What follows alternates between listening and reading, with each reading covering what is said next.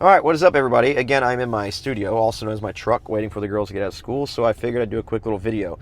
This video, hopefully it's quick, I'm going to go over fitness in Jiu-Jitsu, how to improve it, and why we feel like we're so out of shape when we start Jiu-Jitsu.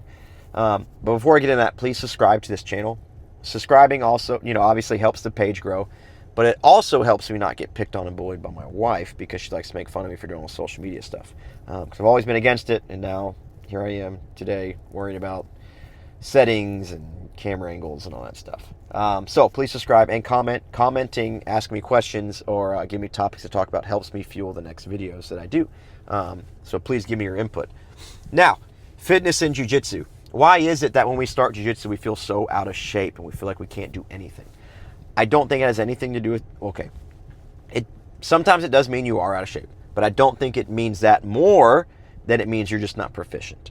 All right. The reason you're gassed out so quick while doing jiu-jitsu is because you're not proficient with it yet. You haven't done it long enough. You don't have the knowledge and understanding of how to use your body utilizing this martial art. You can ask anybody who's trained for a while. It took them however long it is, a year, 6 months, a year, a year and a half, and they feel like they could start going round for round and not get gassed out. It's because they've developed or they become proficient in the martial art to a standard or degree that allowed them to be able to go and flow through positions while they're rolling and not really have to exert a lot of energy. It's like, just like jiu-jitsu, you're fighting another human being. If you've never done it, somebody says, hey, you got to fight that person, and you've never fought before, you don't know what to do. All you know is you have muscles and you're going to use them. And anytime we use our strength over tech, I'm not saying using strength is bad, but when you utilize only strength and you don't have any technique, you get so exhausted because technique is being more efficient than using raw strength, if that makes sense.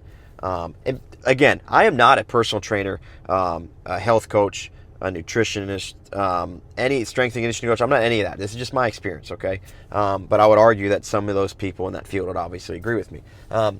So I don't think it's as much as you being out of shape as it is that you're just not proficient yet, and you got to give it time. So how can you do that while not gassing out? You need to focus. So say if you're at a school that's structured, which is always good, especially starting out, and you're going over, like this week in our gym, we're going over the turtle position and how to recover guard from turtle and how to get out of back takes. So instead of at the end of class, when the instructor, whoever runs your gym and class, is like, hey, you guys can roll now, and if they give you free open range of what you can do rolling, ask your training partner, hey, can you get the back? Can you take my back so I can fight out of it? I'm just going to try to do what we did in class. Or I'm going to turtle, you try to take my back, I'm going to try to get guard. Doing specific training, situational sparring, will allow you to become more proficient in those positions.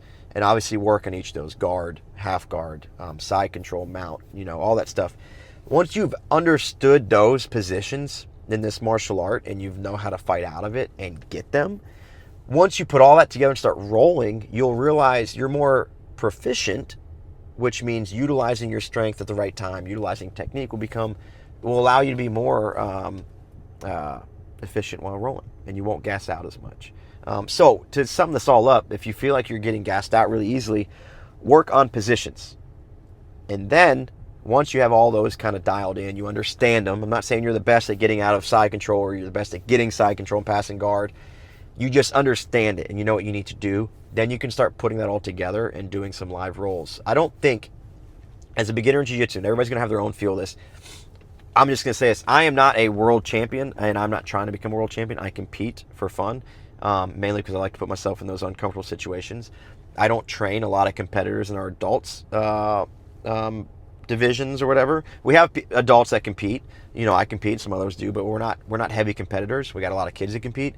So I'm not training world athletes. If you're trying to become a world champion in jiu-jitsu, you're trying to be the next ADCC finalist or whatever, you need to find a place that breeds those, okay? And their training's gonna be different.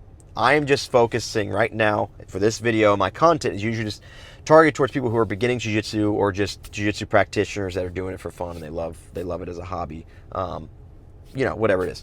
So I say that to say, if you're starting out in jiu-jitsu, you're not looking to become a world champion, you're doing this to learn the martial art and to have fun, fitness, you don't need to be doing live rounds right out of the gate. Work on positional stuff. Understand these positions and then put it all together. I don't think you should be starting standing on the feet when you're 2 weeks into jiu-jitsu. It's just not safe, and it's not good for you. You're going to gas out so quick, and you're going to get injured, and that'll prevent you from doing jiu-jitsu. Start off slow and build up to those live rounds. All right, and I guarantee you'll see a big difference. So